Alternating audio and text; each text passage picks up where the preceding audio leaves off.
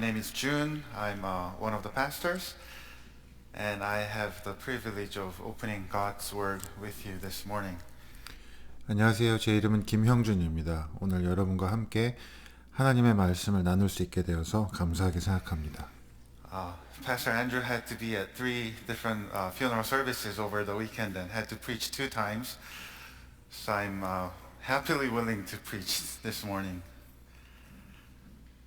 On this second Sunday of Lent, we continue the sermon series we began last week, the one that's titled Upside Down Way of Jesus.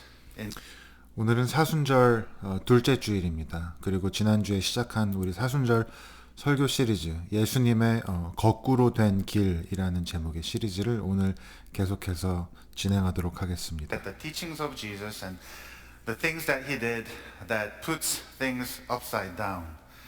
Another way to say that would be the paradoxes that we see in the Bible, the paradoxes of the kingdom of God that Jesus taught. 이 설교 시리즈의 제목처럼 예수님께서는 이 땅에 오셔서 예수님께서 가르치시고 또 행하신 일들을 통해서 많은 것들을 거꾸로 뒤집는 그러한 모습들을 보여주셨습니다. 이것을 다른 말로 표현하자면 하나님 나라의 역설이라고 할 수 있겠습니다. 예수님께서 가르치신 하나님 나라의 역설. And the paradox that we want to consider this morning, or the upside down way of Jesus that we want to pay attention to this morning is this. To be a slave is to be free. To be a slave is to be free. So first, 그래서 오늘 특별히 예수님께서 가르치신 많은 내용 중에 우리가 함께 고려하고 싶은 그 하나님 나라의 역설은 혹은 예수님의 거꾸로 된 길은 바로 이것입니다. 예수님 안에서 우리가 노예가 된다는 것은 자유로워지는 것입니다. 노예가 된다는 것은 자유로워지는 것입니다. First, we'll think about what it means to be a slave.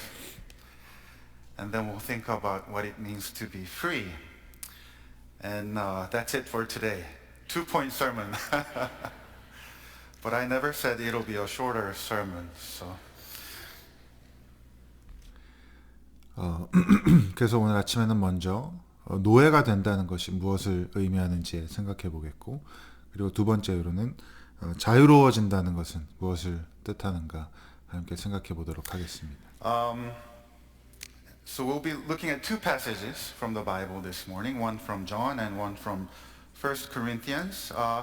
And please note that today I'll be reading from a translation called New Living Translation, NLT. Usually we as a church use what's called NIV, New International Version, but today I'm reading from NLT, and I'll explain why a little bit later in the sermon. Just so you know that New Living Translation is also our denominationally approved translation for worship and preaching. 오늘 본문은 두 군데에서 살펴보게 될 텐데요. 먼저 요한복음 그리고 그 다음에 고린도전서에 나오는 두 본문을 살펴보겠습니다. 오늘 특별히 영어로는 NLT라고 하는 번역본을 사용할 텐데요. 그 이유에 대해서는 이따가 다시 설명해 드리겠습니다. Let's first go to John, Gospel of John, chapter 15. Let's read verses 14 and 15. Jesus is saying, "You are my friends if you do what I command.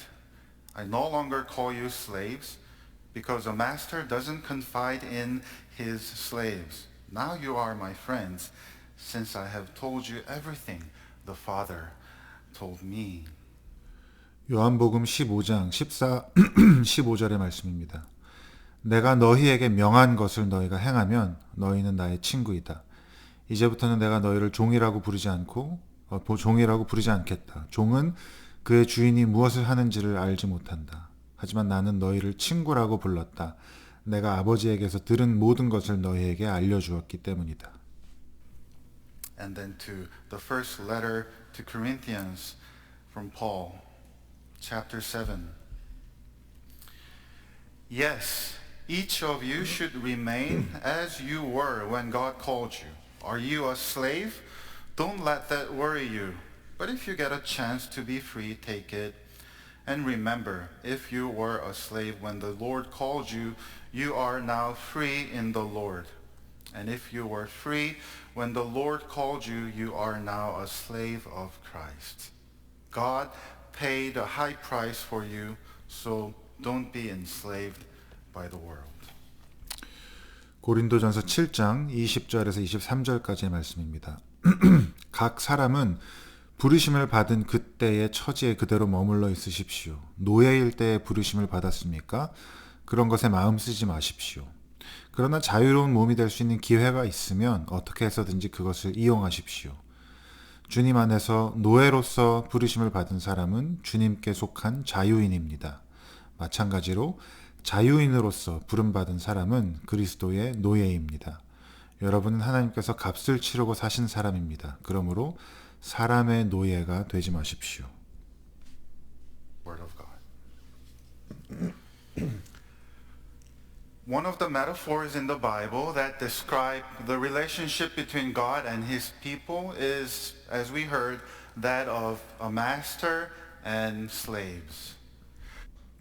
성경에서 하나님과 하나님의 백성 사이의 관계를 설명하는 비유 중에 하나는 우리가 지금 살펴본 것처럼 바로 주인과 노예의 관계입니다.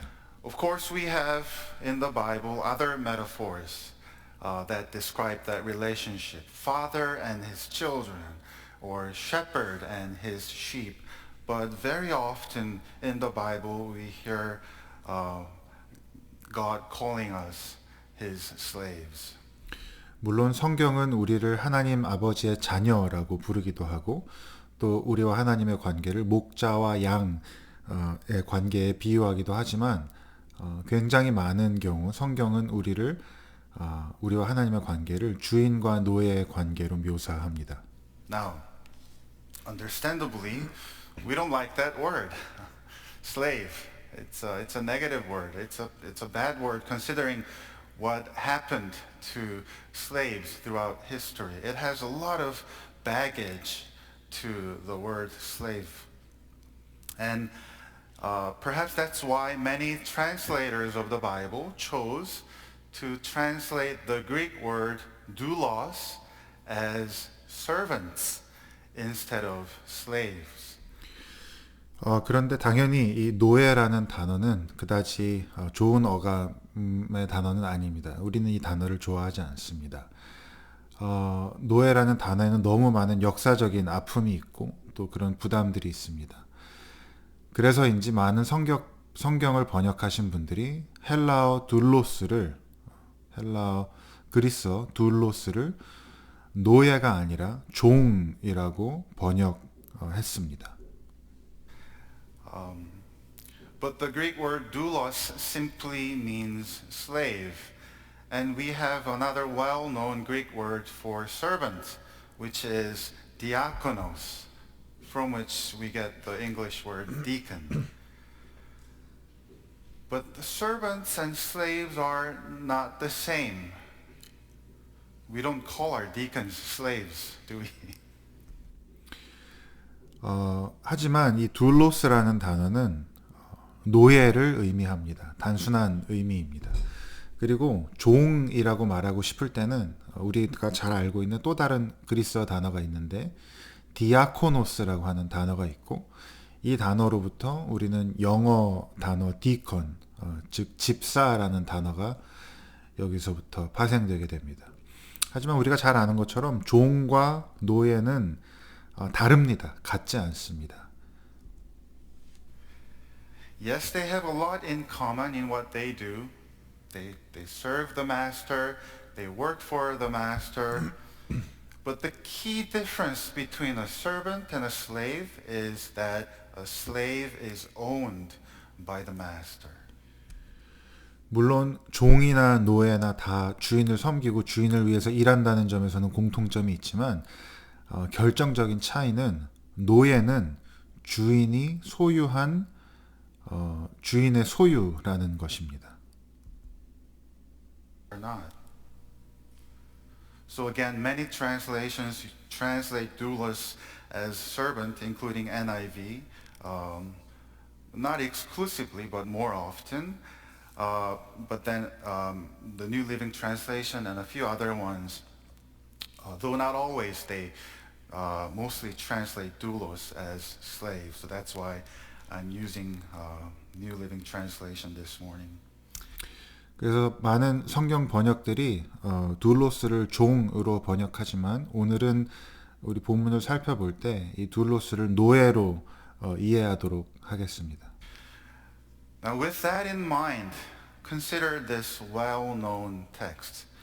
이제 이 사실을 염두에 두고 한번 잘 알려진 이 성경 구절에 대해서 생각해 보십시오. Well-known saying of Jesus. In Matthew 6, Jesus says, "No one can serve two masters." Right? But literally it says, "No one can be a doulos to two masters." 우리가 잘 아는 예수님께서 마태복음 6장에서 하신 말씀, 아무도 두 주인을 섬길 수 없다라고 번역된 이 말씀은 사실 원어 본문을 보면 아무도 두 주인의 노예가 될 수 없다, 둘로스가 될 수 없다라는 뜻입니다.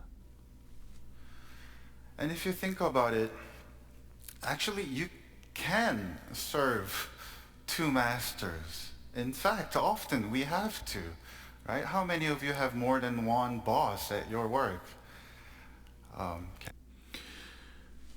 그리고 여러분 생각해 보시면 실제로 우리가 두 주인을 섬길 수는 있습니다. 그리고 많은 경우 그래야 합니다. 여러분 직장에서 상사가 두 명 이상인 사람이 얼마나 많을까요?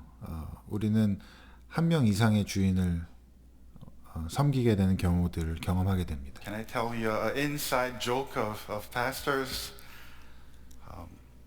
You're already laughing. When you have 200 people in your congregation, you have 200 bosses, we say.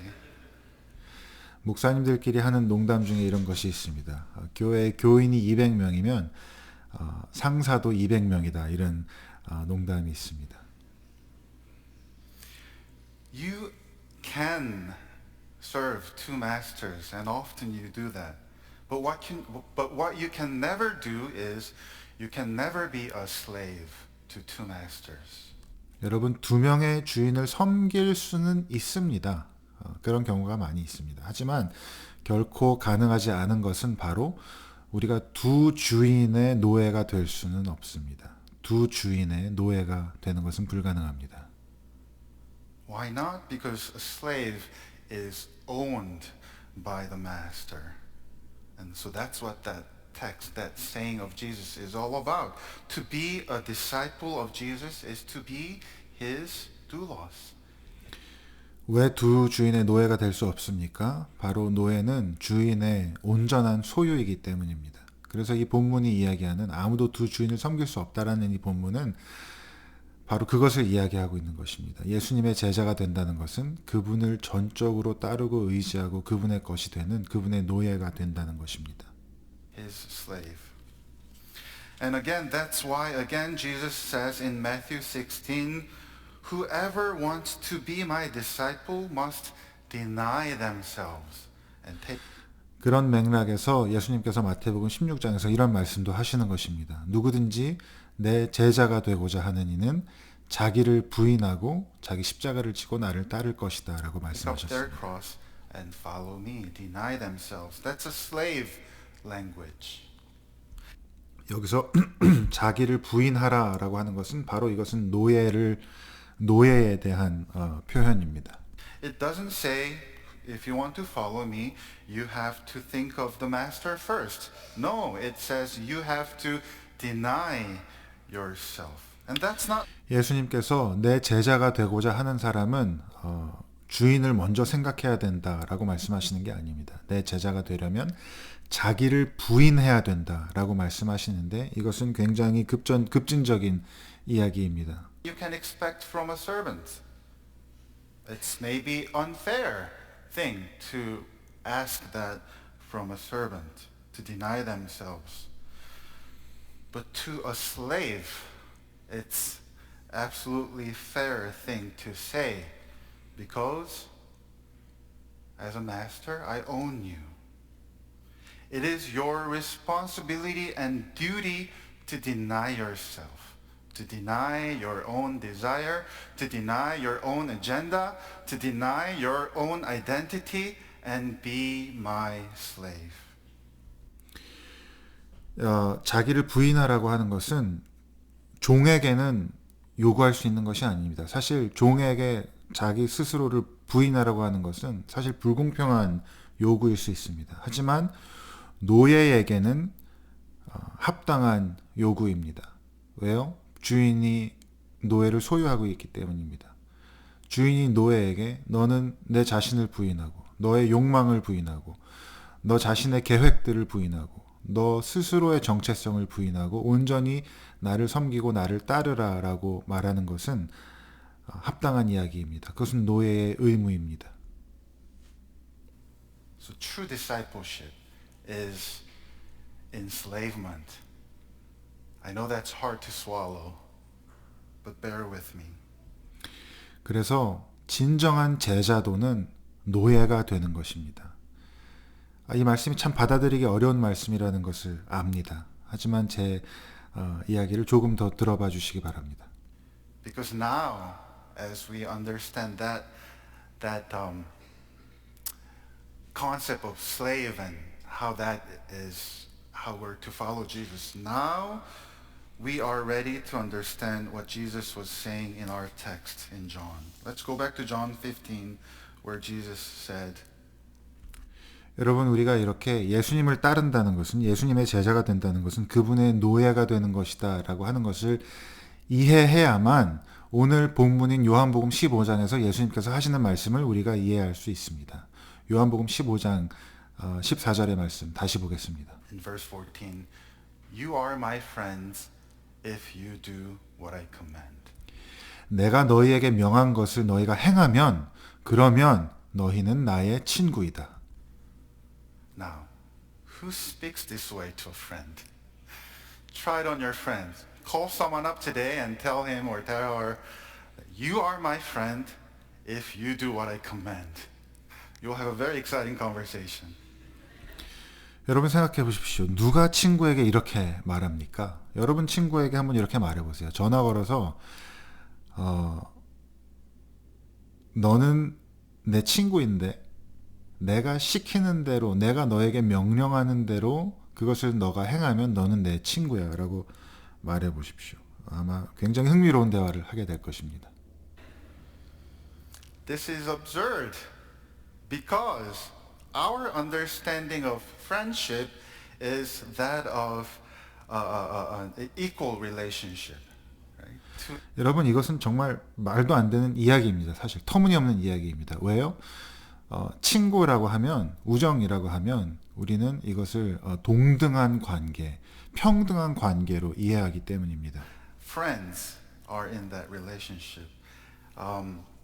In my culture, in my Korean culture, it's a unique culture that takes age into a huge consideration in relationships. So in my culture, actually, only those who are of the same age can be friends. I don't know if there's any other culture that work that way. Nams is nodding her head. If you are 1 year older than me, then you are my bigger brother, not friend. If you are just 1 year younger than me, you are my younger sister, not friends. But then if you find out that you are of the same age, then all of a sudden you say, oh, we're friends, and act as if we've been friends all life. 이 친구는 동등한 관계라고 하는 거 한국 분들은 더 잘 이해할 수 있을 겁니다. 한국 문화에서는 아시는 대로 나이가 굉장히 중요하죠. 그리고 동갑인 경우에만 우리가 친구라고 서로 부릅니다. 한 살만 많아도 형 혹은 오빠로 여기고 한 살만 어려도 손 아랫사람으로 생각하고 동갑인 경우에는, 나이가 같은 경우에는 처음 본 사람끼리도 우리 친구네 라고 하면서 바로 오랜 친구인 것처럼 말하고 행동하는 것을 기억합니다. It's got something. Why? Again, because friends are of equals. You don't command a friend.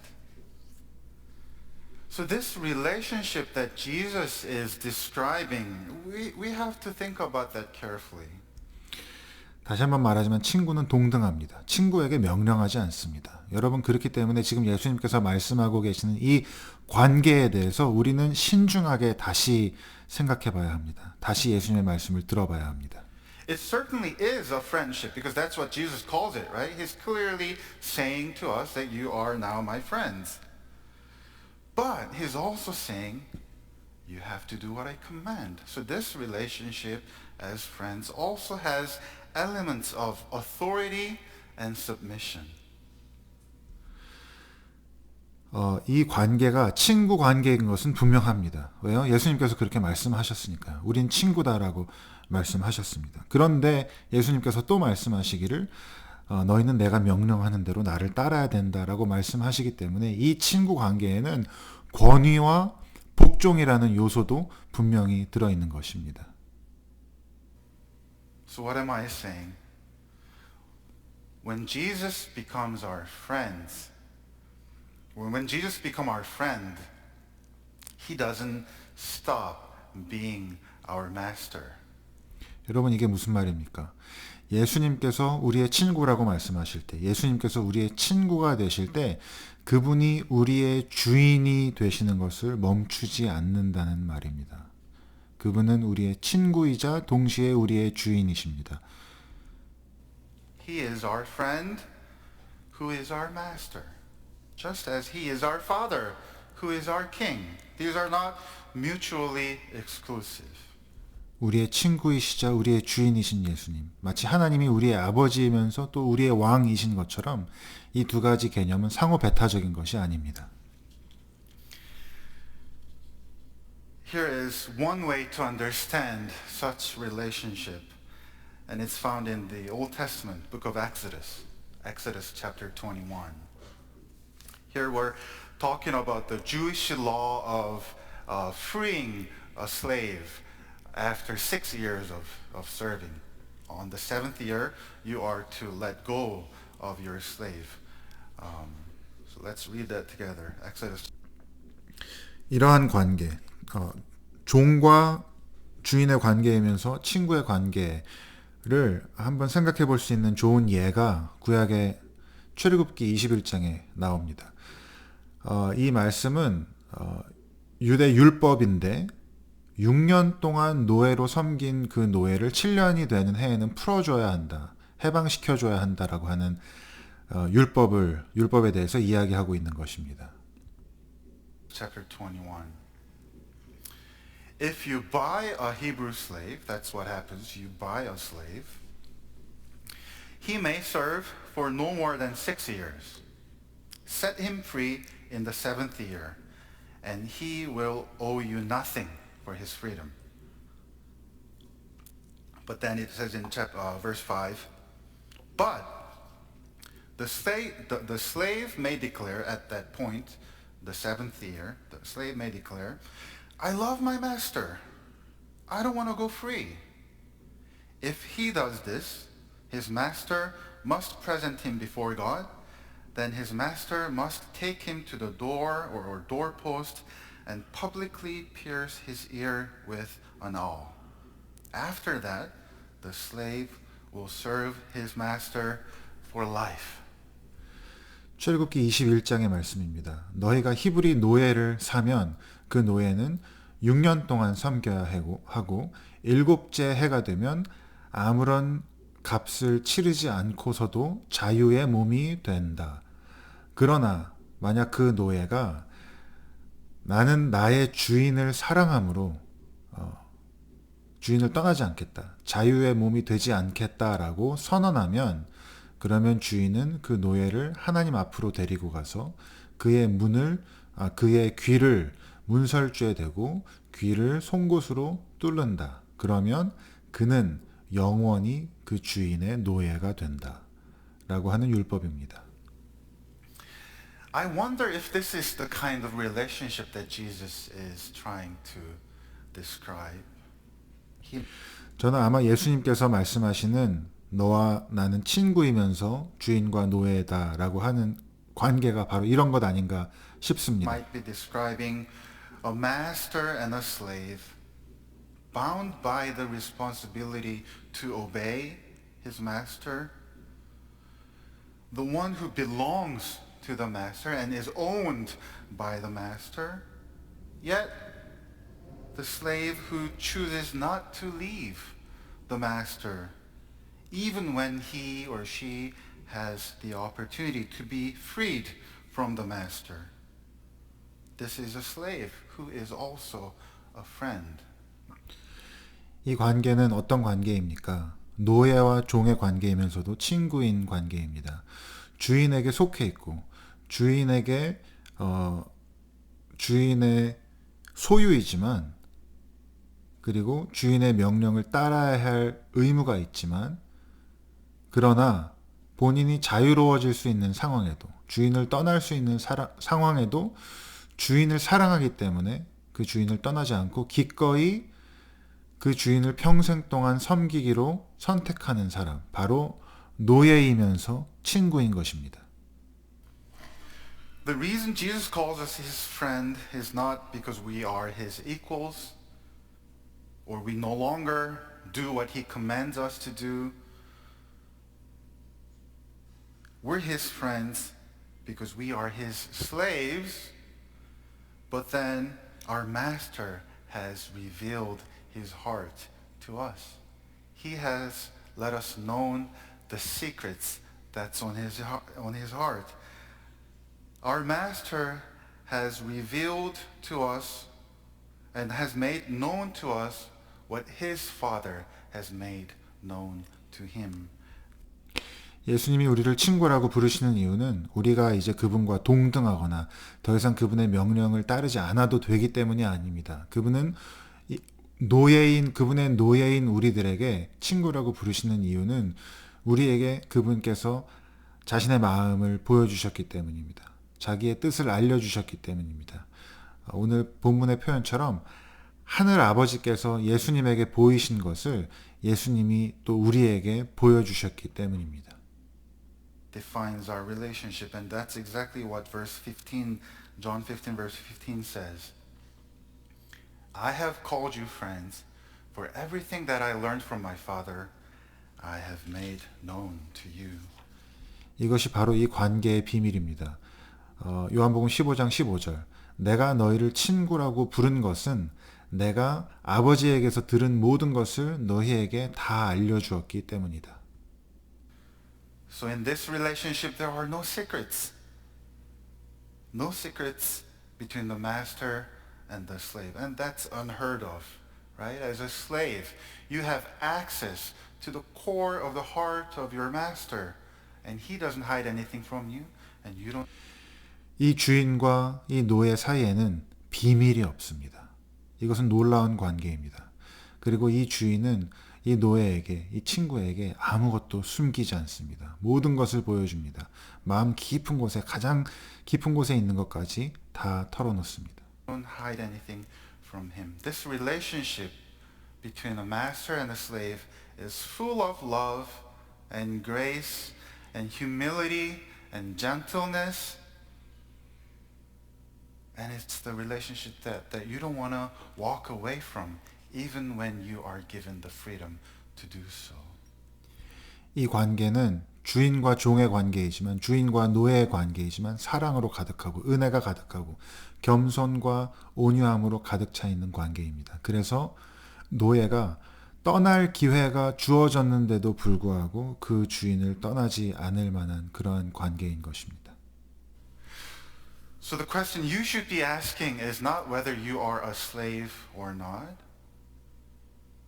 but who is your master? Who is your master?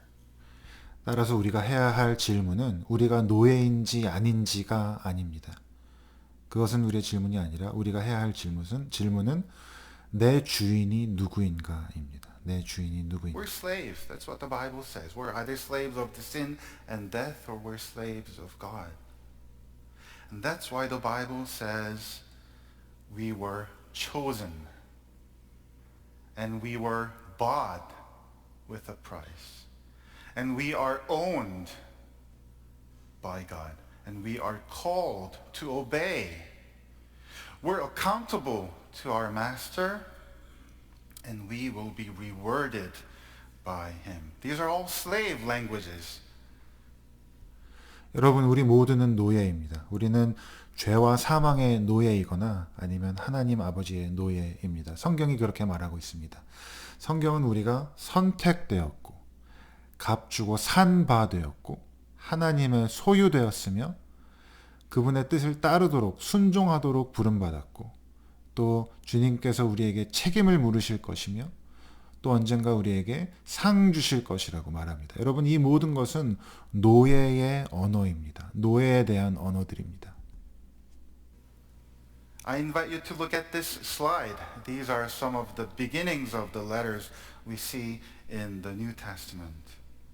And see how Paul calls himself a slave of Christ. How Timothy calls himself a slave of Christ. James calls himself a slave of Christ. And Peter calls himself a slave of Christ. Jude calls himself a slave of Christ. And John calls himself a slave of Christ. 여러분, 이 화면을 보시면 신약에 나오는 많은 서신들의 첫 구절들을 담아보았습니다. 바울이 자기를 예수 그리스도의 노예라고 이야기합니다. 디모데가 자신을 예수 그리스도의 노예라고 부릅니다. 야고보가 자신을 하나님과 예수 그리스도의 노예라고 부릅니다. 유다가 자신을 예수님의 노예라고 부릅니다. 베드로가 자기 자신을 예수 그리스도의 노예라고 부르고 요한도 계시록에서 자기 스스로를 예수님의 노예라고 부릅니다. Who still says, I'm not a slave? If you follow Jesus, we're all doulos of Christ. 여러분, 우리 중 누가 나는 노예가 아니다라고 말할 수 있겠습니까? 우리가 예수님을 섬긴다면, 예수님을 따른다면 우리는 모두 그리스도의 doulos, 그리스도의 노예입니다. Slaves of Christ. And contrary to what we think of the word slave, this is good news. This is good news because our master is full of love and kindness, wisdom and humility and power and authority. And he has opened up for us to be his friends and has made known to us what the Father has only made known to him. 여러분, 우리가 노예라고 하는 것은 우리가 노예라고 하는 단어를 들을 때 느껴지는 거부감과는 달리 우리가 예수님의 노예라고 하는 것은 복음이요 기쁜 소식입니다. 왜냐하면 우리의 주인은 사랑과 은혜와 지혜와 겸손과 능력과 권능이 가득한 분이시기 때문입니다. 그래서 이것은 좋은 소식입니다. 그리고 그분이 우리를 친구라고 부르며 아버지께서 자기에 알려주신 모든 것들을 우리에게 알려주셨습니다. But then there's this second part of the paradox, right? We are slaves, so we are free. 그런데 여러분, 이 역설에는 두 번째 부분이 있죠. 우리는 노예이면서 동시에 자유롭습니다. 자유인입니다. By becoming slaves, we have become free. How are we to make sense of that? Well, 여러분, 우리가 노예가 됨으로써 우리는 자유인이 되었습니다. 여러분, 어떻게 그것이 가능할까요? just as we had to redefine slavery, redefine the word slave, we now have to redefine the word freedom. Because the freedom defined by the world is not the same as the freedom the Bible speaks about. 여러분, 우리가 노예가 무엇인지에 대해서 다시 한번 재정의해야 했던 것처럼 자유가 무엇인지를 다시 재정의해야 합니다.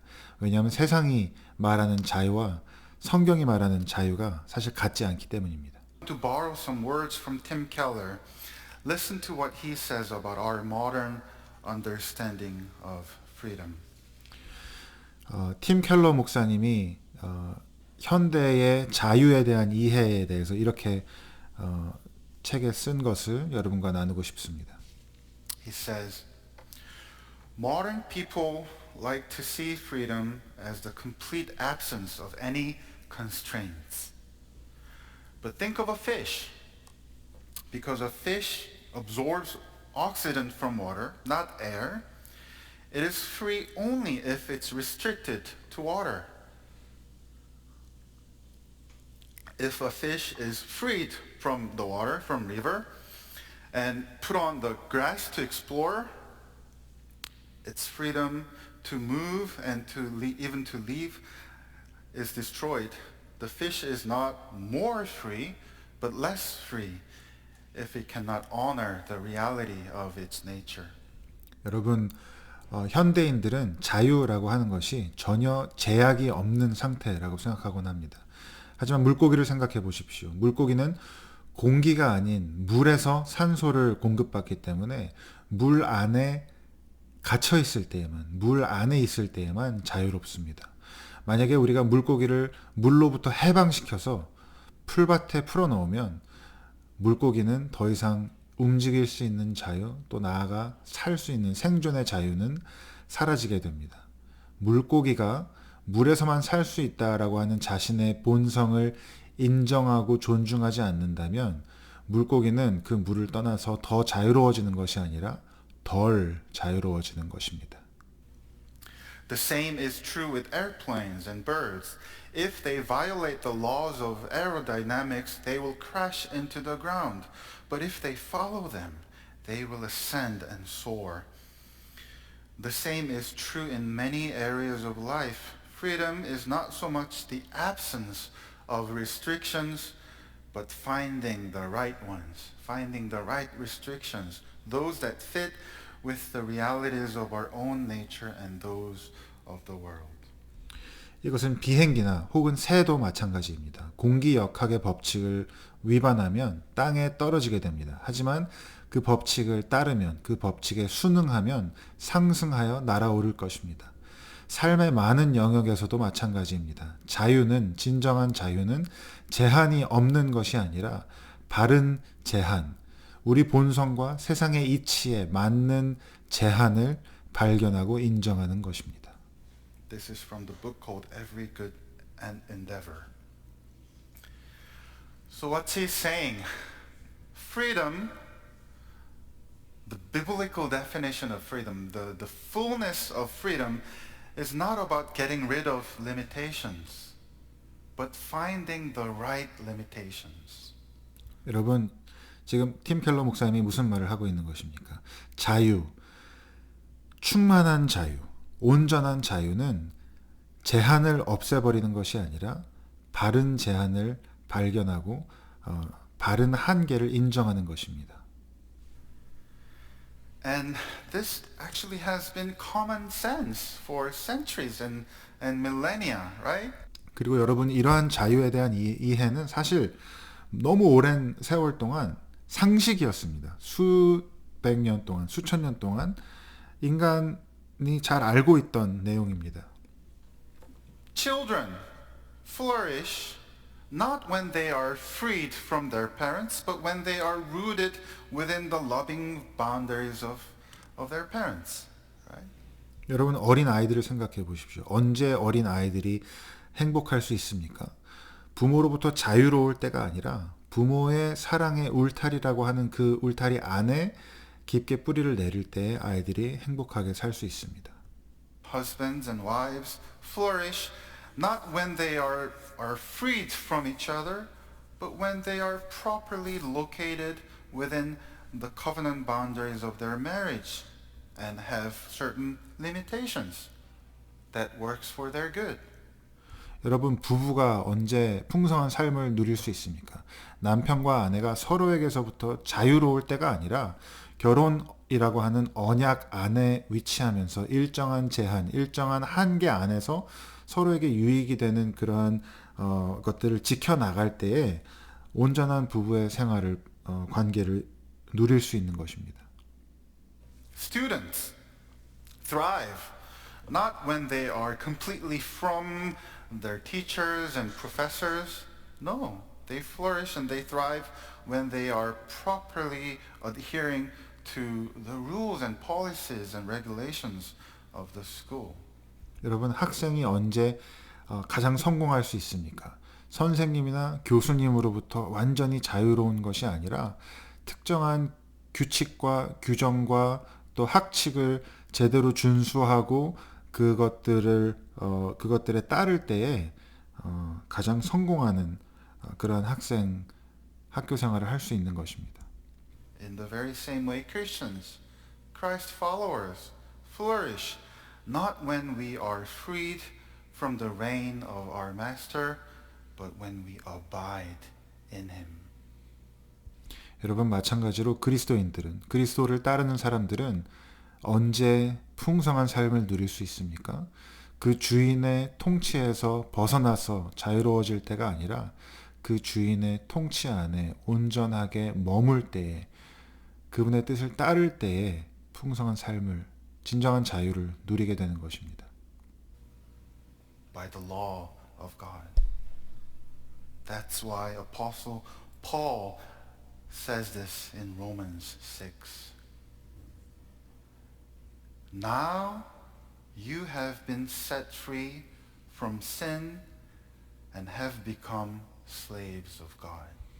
여러분, 이것이 바로 사도 바울이 로마서에서 이렇게 말하는 이유입니다. 로마서 6장 22절에 여러분은 죄로부터 해방을 받고 하나님의 노예가 되었습니다. You have been set free to be slaves of God. 여러분은 해방되었습니다. 하나님의 노예가 되기 위해서. And I think now we're ready to understand our text that we read from 1 Corinthians. Let's go back to 1 Corinthians 7 and read it one more time. 여러분, 이제 우리가 아까 읽었던 고린도전서 7장의 본문을 이해할 수 있는 준비가 되었다고 생각합니다. 다시 한번 읽어봅시다. 1 Corinthians 7:20 to 22. Yes, each of you should remain as you were when God called you. Are you a slave? Don't let that worry you. But if you can get a chance to be free, take it. And remember, if you were a slave when the Lord called you, you are now free in the Lord. And if you were free when the Lord called you, you are now a slave of Christ. 여러분 모두는 부르심을 받은 그때의 처지에 그대로 머물러 있으십시오. 여러분이 노예일 때 부르심을 받았습니까?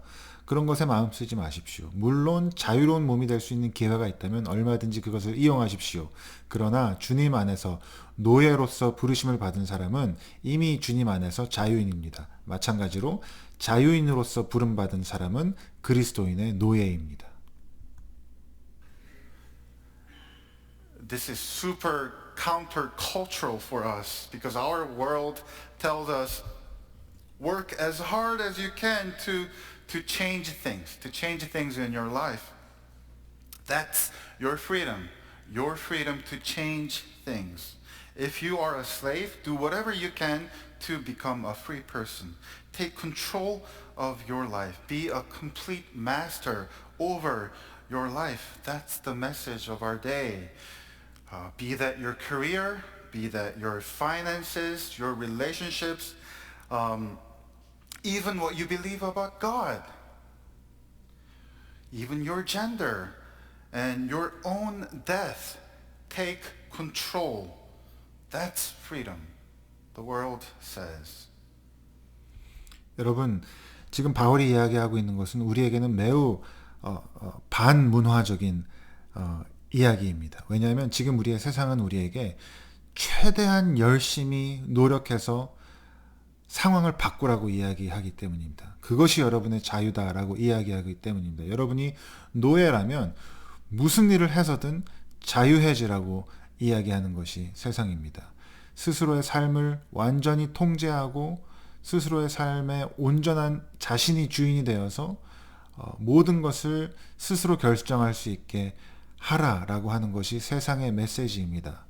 여러분의 직장, 여러분의 재정, 여러분의 모든 인간 관계, 심지어 여러분이 하나님을 어떻게 이해하는지에까지, 신앙의 문제까지, 그리고 여러분의 젠더, 여러분의 성별, 그리고 내가 언제 어떻게 죽을지까지 여러분이 다 결정할 수 있고 모든 것을 통제하는 것, 모든 영역에서 내가 내 삶의 주인이 되는 것, 그것을 자유라고 세상은 말합니다.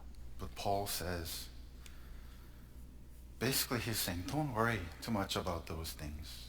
그런데 바울은 그런 것들에 대해서 너무 마음 쓰지 마십시오라고 이야기하고 있습니다. 너무 걱정하지 말라고 하는 것입니다. 그런 것은 그리 중요하지 It 않다고. doesn't really matter. And I don't think Paul is saying those are not important, right? He does say, if you have an opportunity to become free, take it. Become a free person. But what he is saying is that that doesn't determine who you are. Even that status, weighty status of either being a slave or a free man, even that doesn't determine who you are. Why? Because in Christ you have a completely new identity. That's 물론 바울이 이런 것들이 아무것도 아니고 중요하지 않다라고 말하는 것은 아닙니다. 바울이 말하고 있죠. 자유로워질 기회가 있다면 얼마든지 자유인이 되라고 말합니다. 그것이 좋다고 합니다. 하지만 바울이 이야기하고 있는 것은 하지만 그런 것이 내가 노예인지 자유인인자라고 내가 노예인가 자유인인가 하는 그러한 아주 중요한 것들조차도 더 이상 우리의 삶 가운데 내가 누구인지를 결정하는 요소가 되지 않는다라고 말합니다. 내가 노예이든 자유인이든 그리스도 안에서 나는 주님의 것이고 그리스도 안에서 새로운 정체성을 부여받았다라고 하는 것입니다. supersedes any other identity and situation that you have.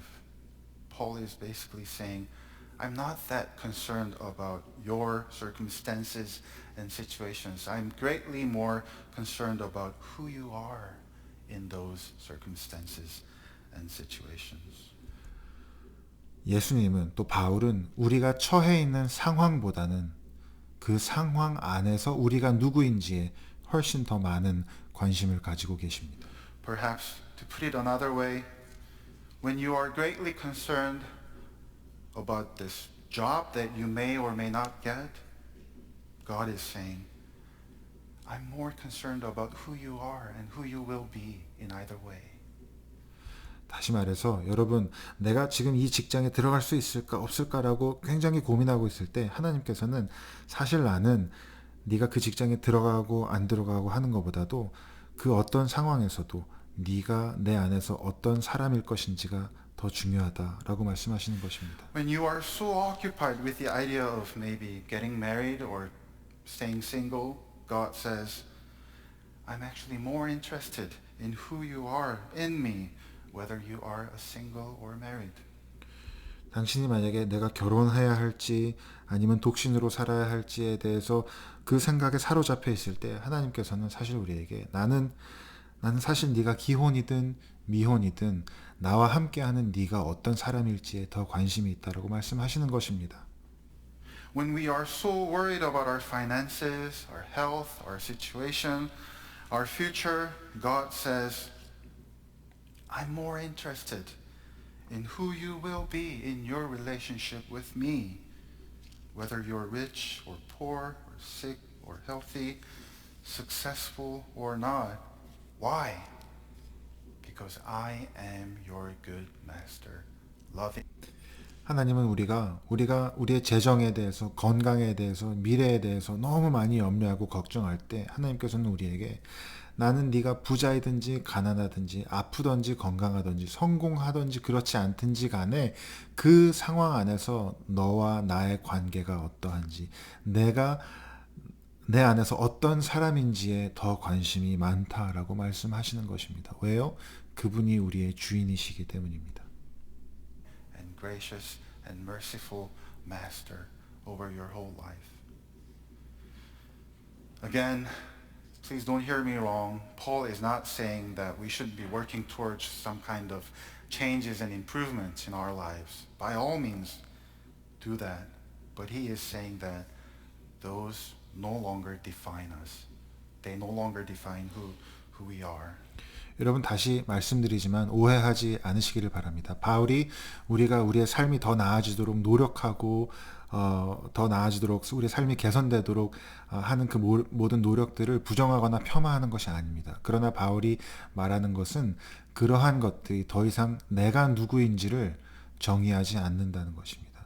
우리의 정체성이 그러한 것들에 좌우되지 않는다라고 하는 것입니다. Our identity is now deeply rooted in God, is not dependent upon any of our situation and circumstances and status, because we have been freed. We have been completely freed.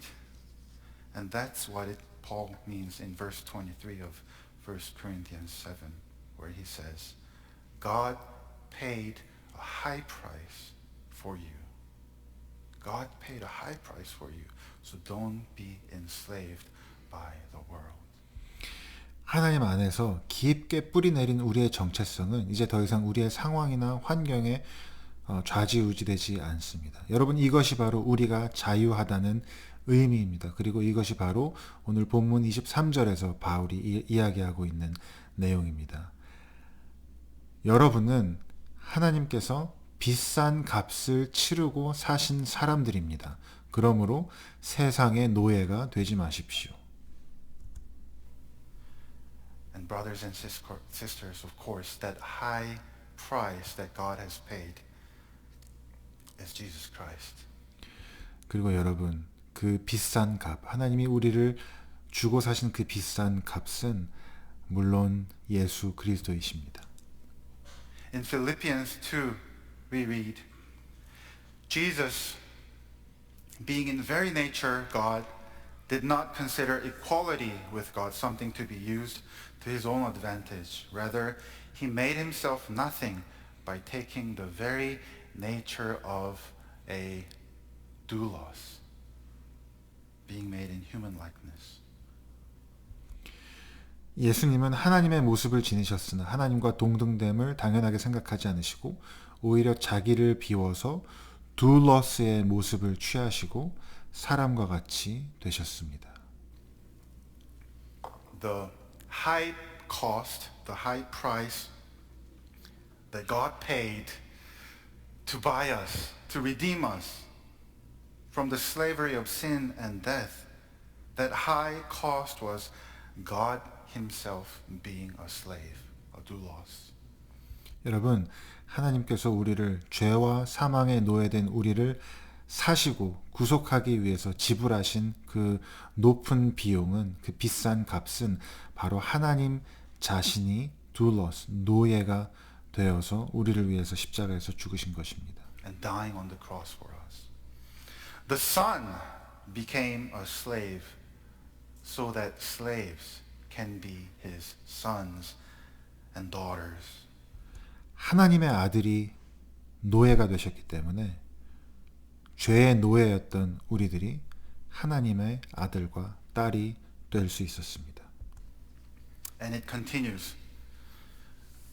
Therefore, because Jesus took the nature of being a slave, therefore God exalted him to the highest place and gave him the name that is above every name, that at the name of Jesus every knee shall bow in heaven and on earth and under the earth, and every tongue acknowledge that Jesus Christ is Lord, to the glory of God the Father.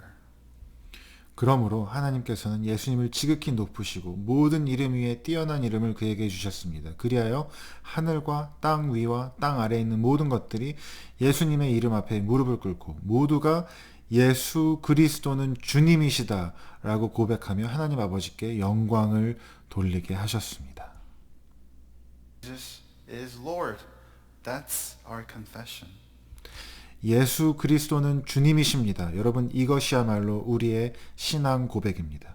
If you declare with your mouth Jesus is Lord and believe in your heart that God raised him from the dead, you will be saved, says Paul. 여러분, 로마서에서 바울이 말하기를 여러분이 입으로 예수는 주라고 고백하고 하나님께서 그를 죽은 자 가운데서 살리신 것을 마음으로 믿으면 구원을 얻습니다 라고 말한 것을 기억합니다. And whenever we call him Lord, in effect, we are calling ourselves slaves. 그리고 우리가 예수님을 주님이라고 부를 때마다 사실 우리는 우리 스스로를 그분의 노예라고 부르고 있는 것입니다. And friends. 그리고 그분의 친구라고. And his children. 그리고 그분의 자녀라고. For he is our loving master from whom we never want to be free from. 왜냐하면 그분은 우리가 결코 떠나고 싶지 않은, 그분에게로부터 자유로워지고 싶지 않은 사랑이 넘치는 주인이시기 때문입니다. In the name of the Father, the Son, and the Holy Spirit, together we say, Amen. 성부, 성자, 성령의 이름으로